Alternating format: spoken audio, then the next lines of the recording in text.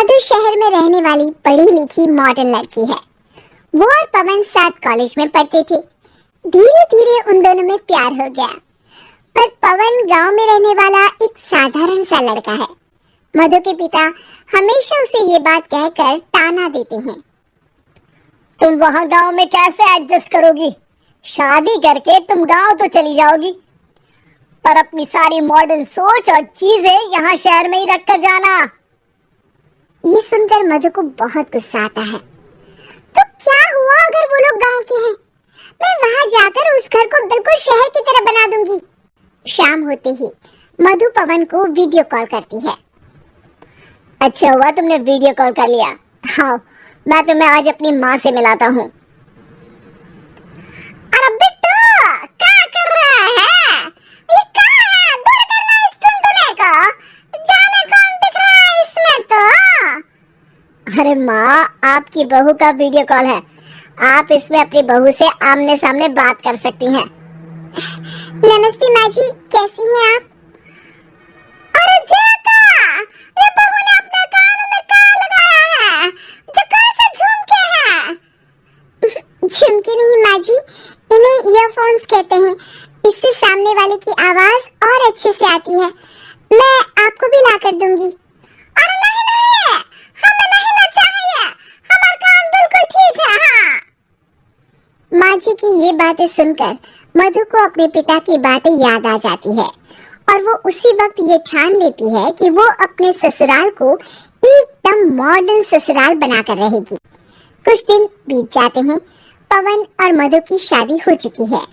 आज मधु का अपने ससुराल में पहला दिन है। माँ जी, मैं आपके लिए एक तोहफा लाई हूँ। और इतना बड़ा तोहफा? अरे कहाँ लाई है रे इस बड़े से बक्से में? मधु बॉक्स खोलती है। ये क्या है? ये वैक्यूम क्लीनर है।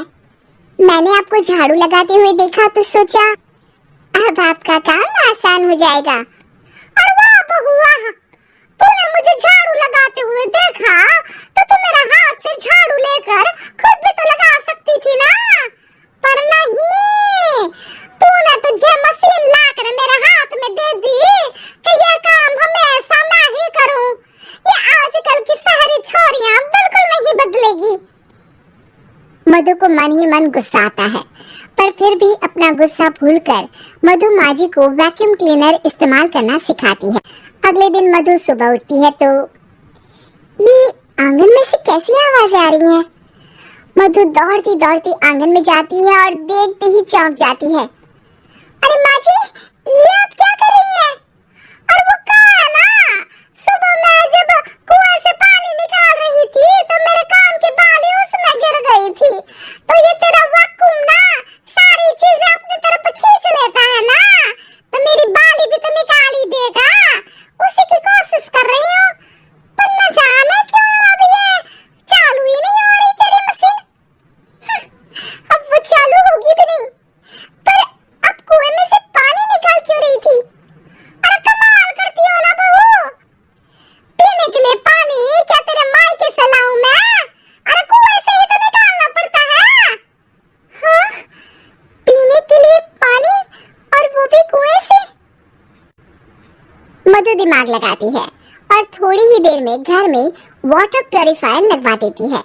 ये देखिए माँ जी, इसमें बस एक बार पानी भर देंगे तो नल में पानी साफ होकर बाहर आएगा।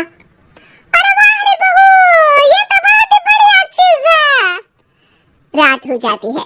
मधु जैसे ही प्यूरिफायर का नल चालू करती है तो वो अचानक से फट जाता है और सब जगह पानी पानी हो जाता है। अरे ये क्या हुआ? ये क्या हो गया?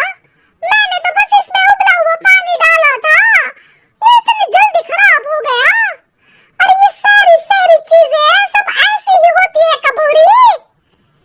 क्या आपने इसमें उबला पानी डाला था?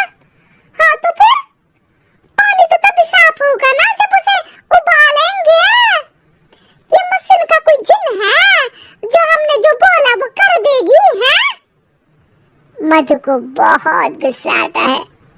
इस तरह तो मेरा अपने ससुराल को मॉडर्न बनाने का सपना अधूरा ही रह जाएगा। नहीं, मैं इस तरह से हार नहीं मान सकती। थोड़े ही दिन में मधु पूरे किचन को मॉड्यूलर किचन में बदल देती है। अरे वाह बहुआ, इतनी सारी अलमारियां! माँ जी मॉड्यूलर किचन देखकर बहुत उत्सुक हो जाती है। ये बक्सा का है। बहू ने शायद गलती से यहाँ रसोई में रख दिया है, पर है तो ये बहुत ही बढ़िया। अगले दिन सुबह, अरे मायरी, क्या हो गया? मैं तो बर्बाद हो गई। मेरी सारी पूंजी जलकर राख हो गई। हे राम, अब मैं क्या करूं?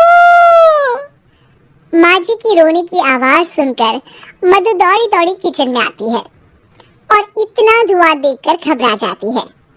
ये सब कैसे हुआ माँ जी? ये आग कैसे लगी? ये सब तेरे इस मॉड्यूलर किचन की वजह से हुआ है, और ऊपर से तूने तिजोरी जो रसोई में रख दी थी, मैंने जैसे ही अपने गहने और पैसे इसमें रखे और बाहर से इस ताले को घुमाया, ये तो 5 मिनट में ही आग बुबूला होकर पट गया। अरे माँ जी, ये तिजोरी नहीं है, ये तो माइक्रोवेव है। इसमें गहने नहीं रखते, खाना गर्म करने के लिए होता है ये। और ये जो आपने घुमाया ना, ये ताला नहीं है, आपने इसके टेम्परेचर को फुल कर दिया, इसलिए ये फट गया। माँ जी और जोर जोर से रोने लगती है।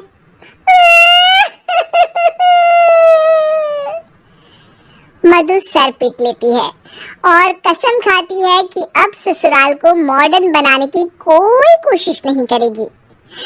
मुझे माफ कर दीजिए माँ जी, आप जैसी हैं वैसी ही ठीक है। मधु को अपने पिता की कही बात याद आ जाती है और मधु वापस घर और किचन को पहले जैसा ही कर देती है।